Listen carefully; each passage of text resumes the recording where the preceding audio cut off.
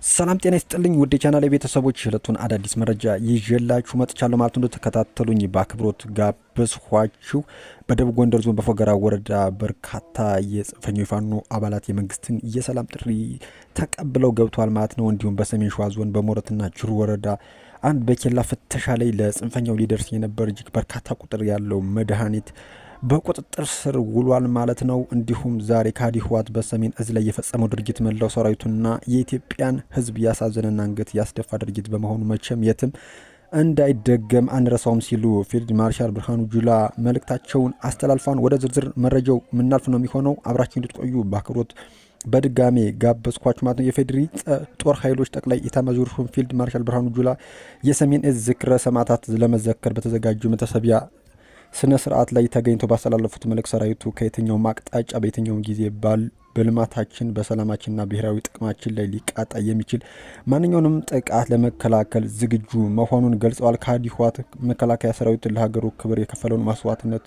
ክዶ ኢሰብአዊ በሆነ መንገድ ክብሩን አዋርዶ ከሰው ልጅ አእምሮ በላይ የሆነ ግፍና ጭካኔ መፈጸሙን አንስተዋል። ይህ ድርጊት መላው ሰራዊቱንና መላው የኢትዮጵያን ህዝብ ያሳዘነና አንገትን ያስደፋ ድርጊት በመሆኑ መቼም የትም አይደገም፣ መቼም አንረሳውን በሚል መሪ ቃል ቀኑ በልዩ ሁኔታ መታሰቡንም አንስተዋል። ፊልድ ማርሻሉ ብርሃኑ ጁላ ሰውን በዘረኝነትና በጥላቻ ቀስቅሰውና አነሳስተው ከጠላት ተዋግተው ነጻ ያወጣቸውን አንበጣ እያባረሰብላቸውን የሚሰበስብላቸውን ህዝቤ ነው ብሎ ደክሞት ያረፈን የመከላከያ ሰራዊት በተኛበት ክህደት መፈጸማቸውን በጣም ያማልም ብለዋል። ይህ ድርጊት በተፈጸመበት ወቅት የኢትዮጵያ ሰራዊት ተገዶ የህልውና ዘመቻ በጀመረበትና የትግራይ ውስጥ በገባበት ወቅት አብዛኛው የትግራይ ህዝብ ሰራዊት እንደተበደለና እንደተከዳ ያውቅ ስለነበር ከሰራዊቱ ጎን ይቆም እንደነበረም ፊልድ ማርሻል ብርሃኑ ጁላ አስታውሰዋል። ዛሬም ቢሆን ይህ የካህዲዎች ስብስብ በፕሪቶሪያ የሰላም ስምምነት የተገኘውን አንጻራዊ ሰላም ትላንት እታገለታለሁ ብሎ ልጆቹን ከጉያ ነጥቆ እየወሰደ አስጨፍጭፎ ባዶውን ያስቀረውን የትግራይን ህዝብ ከመካስ ይልቅ ዳግም ሌላ እልቂት እየተዘጋጀና የጦርነት ነጋሪት እየጎሰመ ይገኛል ብለዋል። በመሆኑ መላው የትግራይ ህዝብ ትላንትና የደረሰበትን ግፍ መከራ ዛሬም እንዳይደግም በቃ ሊልና ራሱን ነጻ ሊያወጣ ይገባል ማለታቸውን የሀገር መከላከያ ለኢኤምኤን የላከው መረጃ ያመላክታል ማለት ነው።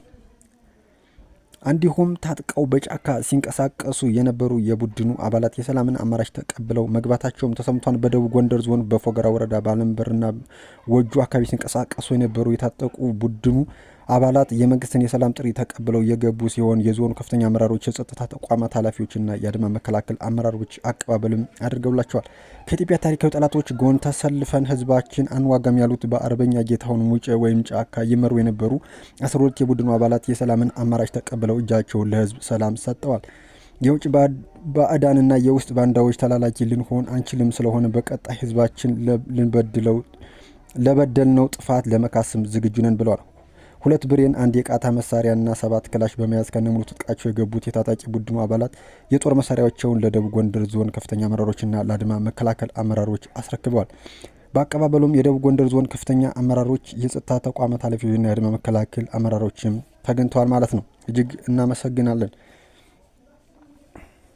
እንዲሁም ለጽንፈኛ ቡድኑ ሊደርስ የነበረ ህገወጥ መድኃኒት በቁጥጥር ስር ውሏል ሲል የጁሃር ከተማ ፖሊስም አስታውቋል ማለት። በሰሜን ሸዋ ዞን ሞረትና ጅሩ ወረዳ በጁሃር ከተማ ኬላ የፍተሻ ጣቢያ ላይ በህገወጥ መንገድ ወደ ጁሃር ከተማ ገብቶ ለጽንፈኛ ቡድኑ ሊደርስ የነበረ ህገወጥ መድኃኒትም ተይዟል ማለት። ህገወጥ መድኃኒቱ መነሻውን ከደብረ ብርሃን ከተማ አድርጎ ወደ ጁሃር ከተማ ሊገባ ሲል በነበረ ጥብቅ ፍተሻና በህብረተሰቡ ጥቆማ መያዙን የጁሃር ከተማ ፖሊስ ጽሕፈት ቤት ያገኘው መረጃ ይጠቁማል።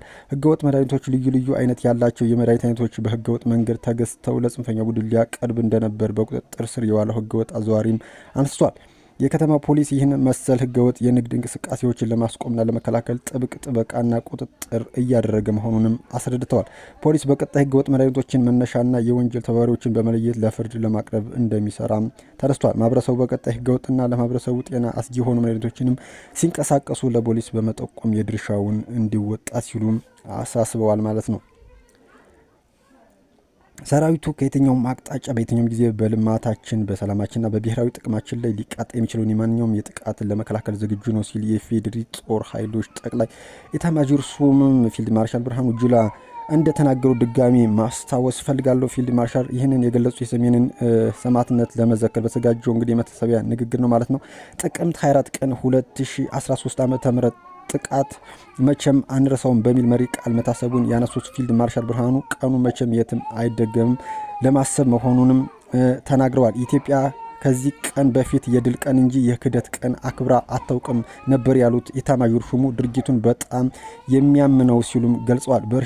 በእርሳቸው አገላለጽ ከሃዲ ህወሓት መከላከያ ሰራዊቱን ለሀገሩ ክብር የሚከፍለውን መስዋዕትነት በመካድ ኢሰብአዊ በሆነ መንገድ ክብሩን እንዳዋረድና ከሰው ልጅ አእምሮ በላይ የሆነ ግፍና ጭካኔ መፈጸሙንም አስታውሰዋል ማለት ነው። ውድ የቻናሌ ቤተሰቦች የዕለቱ አዳዲስ መረጃ ይህን ይመስላል። በሌላ መረጃ እስከምንገናኝ ላይክና ሼር እያደረጋችሁ እንዲሁም አዳዲስ የሆናችሁ ሰብስክራይብ እያደረጋችሁ እንድትጠብቁኝ ስል በአክብሮት ጠይቃለሁ። እስከዚያው ግን መልካም ጊዜ